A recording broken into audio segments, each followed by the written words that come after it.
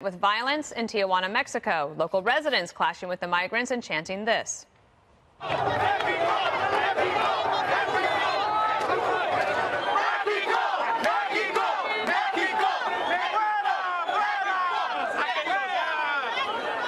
And potential 2020 hopeful Kamala Harris facing backlash after this exchange during a confirmation hearing for the nominee to head ICE. Are you aware of the perception of many about how the power and the discretion at ICE is being used to enforce the laws? And do you see any parallels? I do not see any parallels between sworn I'm talking about perception. officers and agents. I'm talking about perception. I do not see a parallel between what is constitutionally mandated as it relates to enforcing the law. Are you aware that there's a perception? I see no. Are you aware that there's a perception that puts ICE in the same category as the KKK? Is that what you're asking me? No, I'm very specific about what I'm asking. Are you aware that there's a perception that ICE is administering its power in a way that is causing fear and intimidation, particularly among immigrants? All right. He kept his cool there, Greg. Yeah, that was a really, I respect her, but I thought that was a very sleazy move. It's a way of asking a question without asking a question. Some would say, Jesse, that you drink heavily. Not me, but some would say. That's what she did. She said there is a perception of, what would you say to the perception? And the thing is, the only reason why the perception would exist is because she is laying the perception out there. You know, some may say that ICE is like the KKK. You are the sum. But you are too cowardly to admit that you are the sum. So I thought that stunk to high heaven. And he answered it correctly. Again, he's trying to get confirmed to be the head. By the way, I don't think that you drink heavily. Yeah, if there's a perception that I drink heavily, I just want to shoot that down. I just saw you in my eye line. Very heavily. No, he doesn't. This show's getting off to a great start. No, we're all kidding. Happy Friday. Some would say your hair is beautiful, Jesse. Some would say it's your turn to talk. Okay. First of all, Kamala, what she did, I agree. You can't frame the question as guilt by association. I could say there's a perception that Democrats are pro-crime. And there's a perception that the Democrats... Like you just turned totally different. And there's a perception that the Democrats are open borders. And that's actually, there's more of a perception than that, than there's a perception that ICE is akin to the KKK. Now, she needs to go, her history books, the KKK terrorized the South for decades and hung innocent African Americans. They were supported by the Democratic Party, okay? She, African-American senator, should know that, and that comparison is so outlandish and so disrespectful to the ICE agents that are just doing their job. You know who's really scared of ICE and who should be scared? Human traffickers, drug traffickers, criminal illegals that have skipped bail and are now still in the United States. Those people should fear ICE, and there's a good reason for that. Marie, you're I will say, though, that there is a perception we have seen, not based on what Senator Harris said, but based on real people who have come into contact with ICE, who are either trying to claim asylum, who've had their... And compare them to the KKK? I'm not making that comparison, okay. But where she took the question was, are you aware there's a perception that people are scared? When these people have had their children taken from them, some of them don't know where they are, some of the adults have been deported back without their children. I think it's a completely fair question to ask him. She asked it incorrectly. Right. But I think... She inserted the KKK when she didn't need to do that. That's fine, and I think she's well aware of the history of the KKK, I should say, Jesse. She should be more responsible with her analogies. But let me say, you're focusing on that piece of it. The question that we heard her say when she expanded on it, when she went back and drilled back down, was a completely fair question. There are a lot of people today who are scared of ICE, who are fearful because some of the stories are quite frankly because she's a lawyer, Tammy, and he should be able to answer that question. And if she had said that in a court of law, don't you think someone was like, objection? Well, yes, but sustained. And people might have that perception because of her rhetoric. No, right? because of their actions. But let's, so they act like the KKK? Let's remember that on the border, it's not ICE that is separating families. It's the Customs and Border Protection, right? ICE goes after people who are, it goes after MS-13 in the interior of the country, illegal aliens who are engaging in money laundering and drug trafficking. That's interior work. They're, in fact, saving the immigrant communities from these beasts that target them, like MS-13. So they're the ones who are, helping the average American in general, certainly immigrant Americans. So she doesn't even really know what ICE is doing. But she does. But let's make it clear, this is posturing for 2020. Well, I was going to say, she knows exactly what she's doing. I have a perception she's running for president. But let me add that this also was it felt like the Kavanaugh hearing. And it's the same attitude, the same insulting approach, the same innuendo. Americans didn't like the Kavanaugh hearing.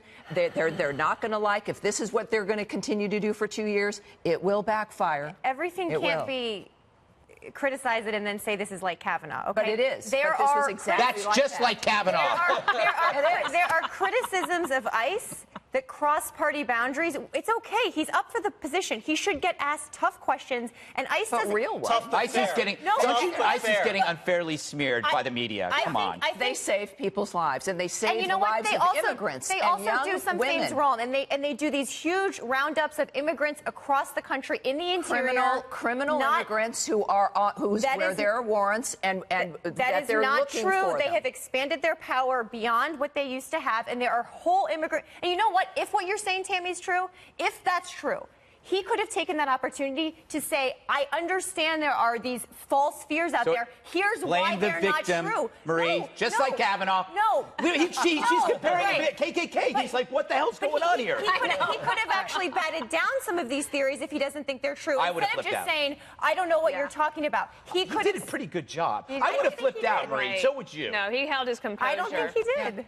Marie, he held his composure like you used to at the podium of the State Department. We're going to switch gears now to the ongoing fight. A segue. Thank you very much. People say I'm good at that. I mean, this idea that ICE is supposed to be this nice organization against people who have deliberately come into the country illegally, many of them very violent criminals living in communities where Americans are their victims. Many of them? Many of them. Yes, many of them. Is ridiculous. And the thing about Kamala Harris, when she talks about the perception, well, if that is the perception, which the people that I know appreciate ICE agents, they appreciate Border Patrol, the perception she's talking about has been perpetuated by her, by lying about what ICE does, by not appreciating what they do to keep Americans safe. And by the way, does Kamala Harris know that half of Border Patrol are Hispanic? It's the same thing for ICE. And by the way, many of them were born in Mexico, went through the legal process to become American citizens, and now they have dedicated their entire life to defending the country and working at the border to protect Americans from bad people who are coming through.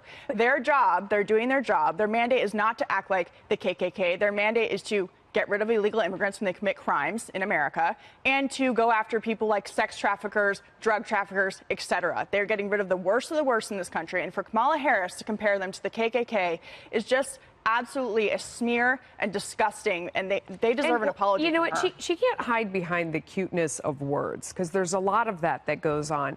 It is completely outrageous and inappropriate to compare someone who is in law enforcement, following the law and trying to enforce the law, to a group that murders people based on race and completely breaks the law, obviously. And by saying that's the perception, she thinks she distances herself by saying, well, you just have to understand that's the perception. She's perpetuating, as you said, she's perpetuating that. She's saying it on television. She's pushing it out further, and she's pressing him on it like it's appropriate they have this perception. She's making the problem worse. The context is that's Ron Vitiello. He's the president's nominee. He's served his country for 30 years now in law enforcement. He is the nominee to be director of ICE. And I looked it up, and a couple weeks ago, Ed, as a Democrat, you said publicly that the party was making a mistake by saying they should abolish ICE. And you said that some of these ideas are not based in reality and that could help the president be reelected in 2020. Why is Kamala Harris not listening to you and comparing ICE agents to the KKK?